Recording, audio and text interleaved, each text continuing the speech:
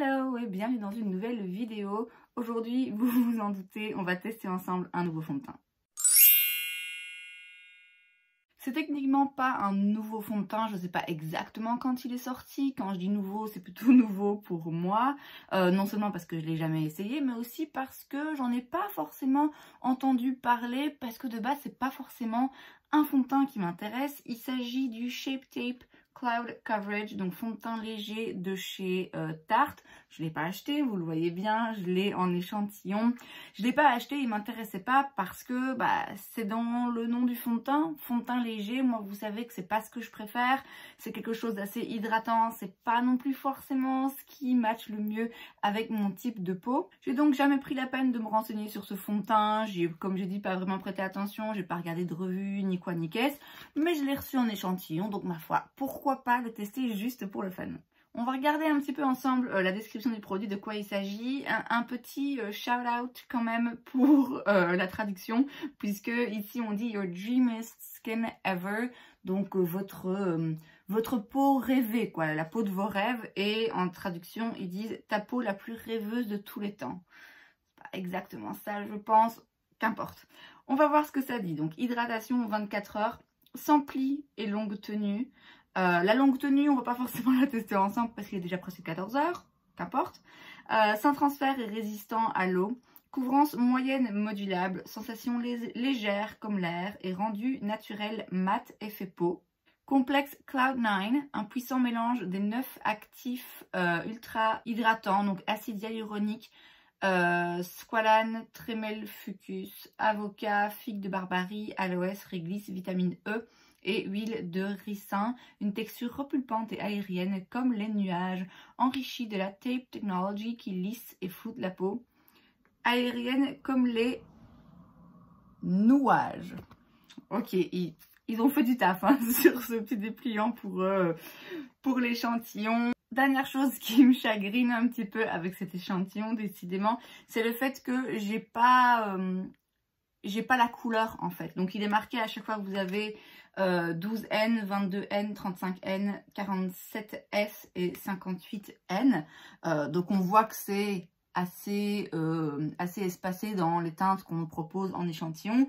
J'aurais bien aimé juste un petit point de couleur pour que je vois un petit peu à quoi correspond la teinte, même si je devine un peu.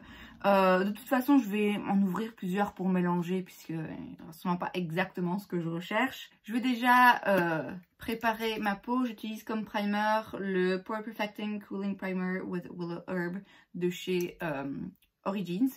C'est donc un primer mousse que j'adore et je l'ai pas mal réutilisé ces derniers temps quand même parce que je me suis rendu compte que finalement, comme j'essaie de changer un petit peu, d'utiliser différents primers, de tester différents primers, j'oublie en fait d'utiliser les primers que j'aime et qui fonctionnent sur moi. Donc on prend celui-ci aujourd'hui. Donc, je vais commencer par ouvrir le 22N Light Neutral. Il me semble que c'est plus ou moins la teinte que j'utilise en anti-cerne. Et alors, par contre, en termes de quantité, les gars, ça c'est non, hein. C'est pas un échantillon. Qu'est-ce que je vais faire avec ça? Oh, non, mais c'est de l'abus. Là, c'est pas pour tester le fond de teint. C'est juste pour trouver une couleur qui vous matche, quoi. Parce que l'échantillon est vide.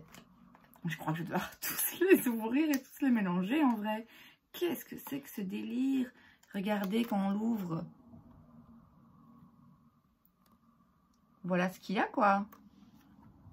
Je veux dire, moi je fais même pas une joue avec ça. Et je racle, hein. Je racle bien là avec ma petite spatule. J'entends bien hein, que ce sont des échantillons. C'est pas censé être un truc qu'on peut utiliser 1000 fois. Mais il faut quand même être capable de le tester. Ou alors là, vraiment, ils ont juste fait pour qu'on puisse faire un swatch et avoir une teinte. Mais bon, pour ça, je vais en magasin. Hein.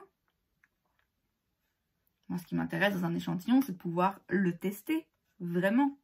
Le mettre sur tout mon visage, le porter une journée et voir ce que ça donne. Pas le mettre sur le bout de mon nez, quoi. Bon ben là j'ai pris 4 des 5 échantillons puisque le dernier c'est un 58N. Donc ça va être vraiment beaucoup trop foncé. Voilà ce que j'ai quoi. Donc je voulais essayer de faire une moitié Beauty Blender, l'autre moitié au pinceau. Mais on va pas utiliser Beauty Blender. Hein. Et ben écoutez, je vais uniquement utiliser mon pinceau. Et du coup, on va y aller en couvrance très légère, je suppose. Et vraiment en mettre un tout petit peu. Et je pense qu'on peut déjà dire que ça va pas être le test de l'année. Hein. Donc j'en prends vraiment un tout petit peu à la fois.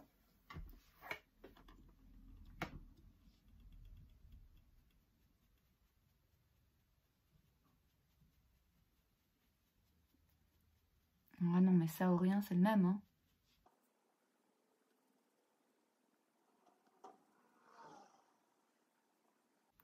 Comment est-ce que... Hein? Comment est-ce que je vais tester un fond de teint quand il y en a quand il y en a pas quoi, il y en a pas là, c'est enfin j'ai quasiment rien sur ma peau. Bah écoutez, je peux pas faire grand chose de plus, j'en ai peut-être mis un petit peu plus de ce côté. Alors je le sens pas particulièrement hydratant sur ma peau, mais en même temps bah oui, j'ai quasi rien, donc c'est forcément difficile à dire. Il est a priori vraiment pas couvrant, mais encore une fois j'ai quasi rien, donc là, ça va être compliqué en fait de dire vraiment ce que j'en pense. Ce que j'en pense, c'est que cet échantillon, c'est juste une blague en fait, les gars, c'est pas possible. Alors, les marques sont pas forcées hein, de faire des échantillons, j'entends bien. Mais si vous en proposez et si vous créez autant de déchets, il faut que ça serve à quelque chose, quoi. Enfin, je veux dire, à un moment, on est censé faire quoi, là? Bon, écoutez, je vais essayer de sauver ce make-up et de faire quelque chose qui ressemble à quelque chose et je reviens après. Bon ben voilà, hein. Je vais donc vous donner mon opinion sur ce fond de teint sans l'avoir vraiment testé.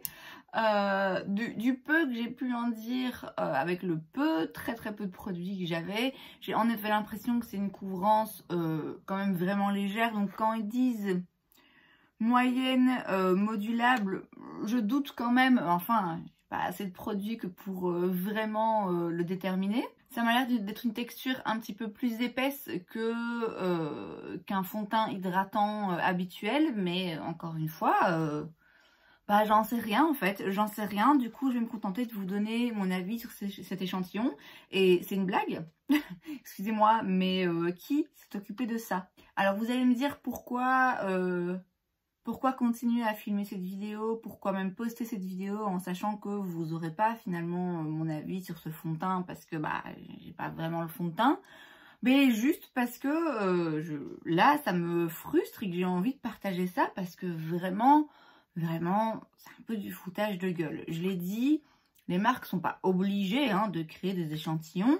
Ceci dit, mettez votre cœur à l'aise, ne pensez pas qu'ils dépensent de l'argent pour créer des échantillons juste par gentillesse. C'est parce que au final, ça leur rapporte d'une façon ou d'une autre. C'est un avantage pour eux que des personnes qui n'achètent pas leurs produits puissent le tester pour éventuellement par la suite l'acheter. C'est une technique marketing, je veux dire, c'est rien de neuf sous le soleil. Voilà, on fait des échantillons pour donner envie aux gens d'acheter des produits. Mais il y a une façon de le faire en fait. Ce qui me fait un petit peu sourire, comme quoi j'aurais dû me douter dès le début que ça allait pas être ouf, c'est que je me suis dès le départ un petit peu moquée de l'échantillon à cause de la traduction, à cause du mot nouage, où je me suis dit waouh, ils se sont vraiment donnés, ils ont vraiment fait attention aux détails. Enfin voilà, on voyait bien que il n'y avait pas forcément eu un travail de dingue, une précision de dingue. Et voilà, je me plaignais un petit peu du petit point de couleur qui manquait pour préciser de quelle teinte il s'agissait. En vrai, ce qui manque dans l'échantillon de fond de teint, c'est le fond de teint. Donc je vous remontre quand même, juste histoire que vous compreniez bien. Donc ça, vous ouvrez ici la petite languette. Et c'est ça que vous recevez comme échantillon. D'accord? Il n'y a rien là-dedans. Il n'y a vraiment absolument rien. J'ai dû prendre ces 4-ci et les mélanger pour avoir le très peu de quantité que vous avez vu sur ma palette.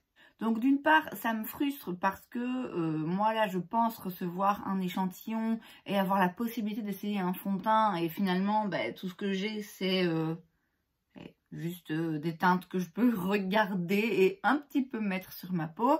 Et puis aussi, bon, vous commencez sans doute à en avoir marre de mes râlages sur l'écologie, mais bon, faire tout ce bazar là, qui a quand même demandé sans doute un petit peu de travail, même si a priori très peu, mais qui surtout crée des déchets pour finalement vraiment ne rien mettre dedans, enfin je veux dire ça sert à rien quoi. Si on estime que les échantillons c'est, comme j'ai dit, des déchets inutiles, c'est du temps, de l'argent, du travail perdu et que finalement il n'y a peut-être pas un retour sur investissement pour eux, ok j'entends bien, mais alors ne faites rien les gars, pourquoi vous créez ce papier et ces déchets pour absolument rien, pour que finalement on reçoive un échantillon sans échantillon. Donc voilà, je poste quand même cette vidéo parce que vraiment je suis perplexe. Dites-moi si ça vous semble être une quantité raisonnable. J'ai déjà testé plein d'autres échantillons de fond de teint et je n'ai jamais eu si peu de produits. Moi je trouve pas ça correct. Alors on s'entend bien, hein, il n'y a pas mort d'homme, de toute façon c'était pas forcément comme j'ai dit un fond de teint que je rêvais d'essayer. Voilà, on s'en fout, c'est juste que je suis perplexe, c'est vraiment ça le mot. Dites-moi aussi hein, du coup si vous avez testé ce fond de teint et si s'il vaut le coup ou pas. Clairement, je ne peux pas donner mon avis sur le fond de teint et dire que c'est le meilleur ou le pire fond de teint du monde. Par contre, je peux vous dire que cet échantillon, c'est le pire échantillon que j'ai essayé de toute ma vie. Et c'est donc tout pour cette vidéo, j'espère que ça vous a plu. Si c'est le cas, n'hésitez pas à laisser un like. Vous pouvez aussi vous abonner à ma chaîne parce que c'est gratuit, donc pourquoi pas. Et moi, je vous vois la prochaine fois. Bye!